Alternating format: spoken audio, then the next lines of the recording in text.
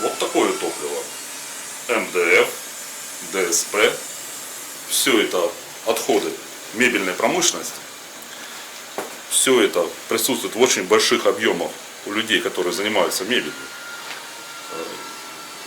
Такие отходы горят довольно специфически. Они, конечно, выделяют очень много тепловой энергии, но при этом в них содержатся формальдегиды, в них содержатся другие вещества, вредные для здоровья, которые при горении, естественно, выбрасываются в атмосферу.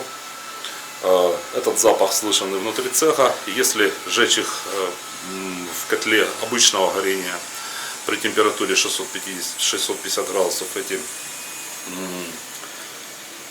компоненты напрямую выбрасываются в атмосферу. Если же их сжечь в пиролизном котле, достигая температур 1200 градусов, большинство этих компонентов просто сгорает.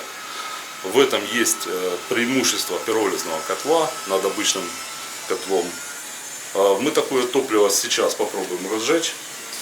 Сразу скажу, что вот МДФ это, грубо говоря, прессованный картон, а ДСП это прессованные опилки. Но они прессованные не просто так, а с добавлением вот этого самого клея формальдегида. Сверху покрыт меламин. Меламин это разновидность пластика. МДФ чаще всего просто окрашен. Кроме таких отходов у мебельщиков еще встречается пыль от шлифования, в том числе МДФ пыль, и опилки от распиловки ДСП. Сейчас мы разжигаем котел, попробуем всыпать максимально много вот этого топлива и, как всегда, меряем, сколько килограмм такого топлива войдет в котел, сколько килограмм этого топлива будет по времени работать и сколько киловатт выделит в систему. По фракции вы видите, что есть и крупные кусочки, и мелкие куски, и больше похоже на пыль. Есть и отдельно пыль, которую тоже можно сжигать. Разжигаем прямо на этом топливе, ну как будто бы это дрова. Вот возьмем таких мелких обрезков. Так это выглядит в котле. Включаем прибор. Прибор сейчас автоматически выйдет на режим розжига. Разгорается он как на обычных дровах, потому что по сути это и есть дрова. Влажностью достаточно низкой, в районе 14%, может быть даже меньше, ну, в зависимости от того, насколько долго они полежали в складе и набрали эту влажность. То есть это, в общем-то, сухие дрова. Поэтому розжиг должен пройти быстро. Фракция вот этого топлива, она, как вы видите, вот в таких обломках, она в виде пыли, она в виде крупных кусков. Нужен всегда такой котел, который сможет переработать все эти виды отходов. Вот берем два плоских куска, вот представьте себе, что они в котле легли очень плотно друг на друга, воздух внутрь не заходит. И так, допустим, получилось, что все эти куски лежат внутри котла в едином объеме. Соответственно, без подачи воздуха между ними оно не горит. Ну вот нужен такой котел, который сможет подать воздух даже в такое тяжелое топливо. Ну что, пора посмотреть, насколько хорошо разогрелся котел. Вот, уже, собственно, все случилось, пламя уже большое. Именно на этом этапе можно засыпать котел уже полностью по самому дну, чем мы сейчас и займемся.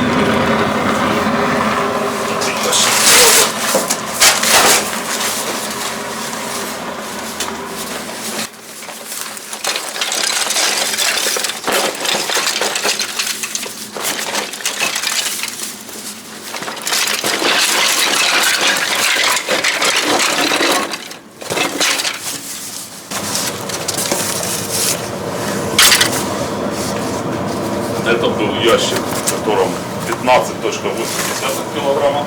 Не буду рассказывать лукаво, возьмем этот ящик и целиком поставим прямо в ящик.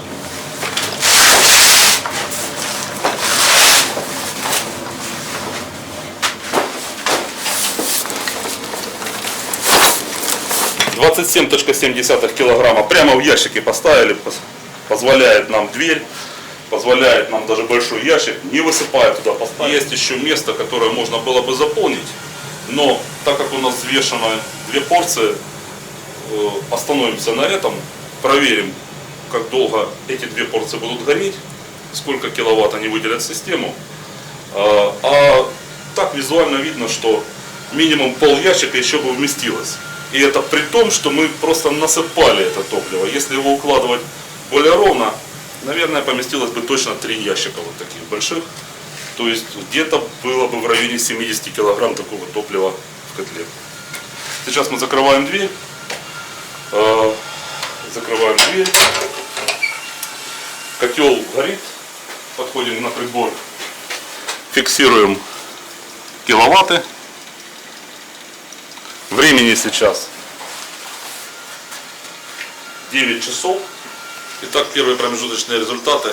Топливо очень похоже на брикет Пеникей. Такой же твердый, такой же плотный, такой же сбитый. Разгорается тяжело, но зато потом очень стабильно работает, стабильно выдает свою теплотворную способность, стабильно поддерживает температуру. Сейчас мы по традиции поддерживаем в минимальной мощности котел. Какое-то время он был в районе 9 киловатт, сейчас он стоит в районе 11 киловатт. Такое время он может находиться долго. Это его минимальная мощность.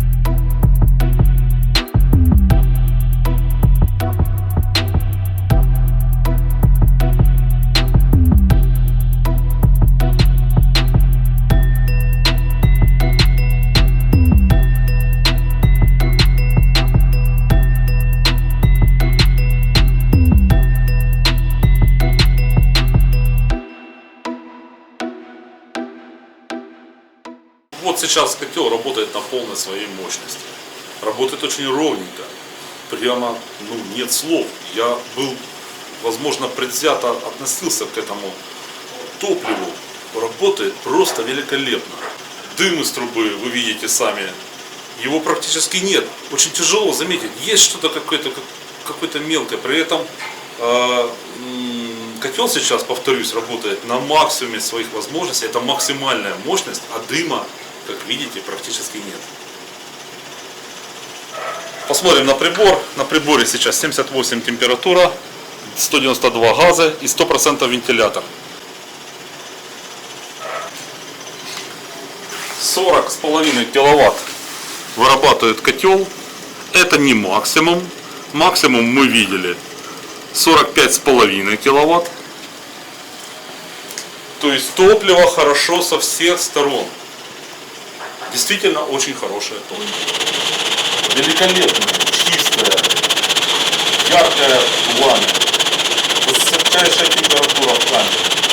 Говорит о том, что в данный момент сжигается все, сжигаются вот те самые отвратительные формальдегидные смолы. Поэтому нет запаха ни из трубы, ни возле котла.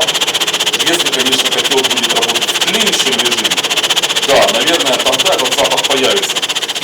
И это как раз и является вот этим нюансом с этим видом топлива. Котел должен работать обязательно не в тлеющем режиме, должен работать в своем номинале. Тогда вы получите и максимально хорошее сжигание, отсутствие запаха Это вот специфика этого вида топлива. Вот догорел наш котел, вот наш кот со странным названием паштет тоже себя великолепно тут чувствует. Никакого запаха, никаких отвратительных веществ, видимо, ему не досталось.